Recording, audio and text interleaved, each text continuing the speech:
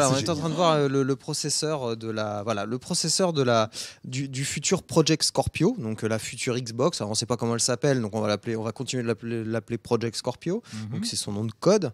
Et en fait, donc c'est le site Digital Foundry, donc qui est adossé à Eurogamer, qui a eu le droit, l'avantage et l'honneur d'aller voir les ingénieurs de Microsoft pour que ces derniers leur expliquent un petit peu de quoi allait en retourner leur prochaine console. Donc ils sont revenus avec plein d'infos et donc c'était cet après-midi à 15h que la Digital Foundry en fait a dévoilé toutes les infos. C'est pas encore un lancement officiel. Ah non, pas du tout. Ah non. Et puis surtout, Microsoft n'a pas communiqué. C'est très astucieux en fait. C'est par la voix de journalistes, Microsoft communique sur sa prochaine console. Microsoft n'a pas fait d'annonce, quelle qu'elle soit. Donc hormis, ils peuvent dire le contraire dans 6 mois. Alors peut-être pas. Alors là, il ferait fort peut-être quand pas, même. Hein, peut-être pas, parce que il y a quand même, effectivement, il y a de l'engouement. Donc effectivement, les réseaux sociaux en témoignent bien, mais il y a de l'engouement autour de cette console. Est-ce que Microsoft va être capable de faire mieux que Sony avec la PS4 Pro? A priori, sur le papier, oui. La Scorpio est plus puissante. Donc d'après les spécifications que tu as lues, c'est en fait, voilà, les spécifications importantes, donc processeur, etc. Processeur graphique, mémoire, etc. Voilà.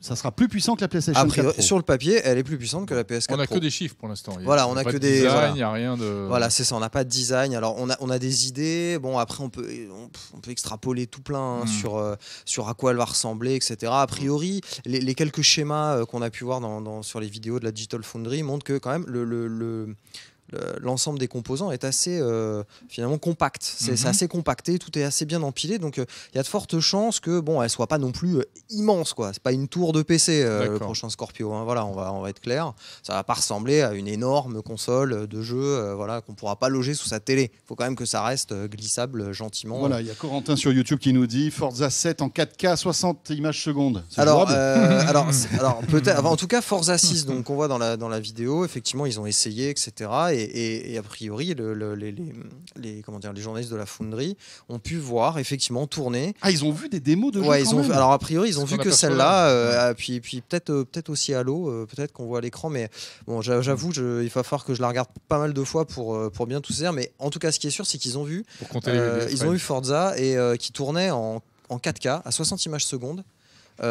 Sur un circuit sur lequel il y a plein de voitures et a priori la plateforme qu'ils ont vue, la puce n'était chargée qu'à 70%, c'est-à-dire qu'elle en avait encore sous la pédale pour aller encore plus loin. Donc a priori Microsoft en tout cas semble avoir tenu son pari, ou en tout cas sa promesse de pouvoir proposer une console qui techniquement pourrait être capable de faire tourner des jeux en 4K de façon native, ce qui n'est pas toujours possible pour la PS4 Pro de Sony. Alors la PS4 Pro, voilà, dit certains jeux peuvent tourner en 4K, pas tous, tout dépend des moments, s'il fait beau, s'il fait pas beau. Oui, c'est ça. Alors c'est-à-dire que l'architecture de la PS4 Pro, qui en fait assez comment dire, de façon assez rigolote et assez proche finalement aussi de ce qu'on va avoir sur le projet Scorpio, hein, parce qu'à la base c'est AMD qui fabrique les deux puces qui sont embarquées dans chacune des consoles des deux concurrents. Alors bien sûr pas avec les mêmes ingrédients, pas avec les mêmes sauces, etc. On est bien d'accord, mais ça reste AMD qui est à la base de la conception. Et donc ce qui est assez rigolo, c'est que a priori là où la PS4 Pro propose, on va dire, des moyens techniques assez poussés pour donner l'illusion d'avoir de la 4K, la Scorpio pourrait ne pas avoir recours à certains artifices techniques à mettre en œuvre de la part des développeurs pour arriver à afficher effectivement des images sur nos télé 4K que nous possédons tous dans notre salon. D'ailleurs, c'est bien connu. Voilà. Bien sûr.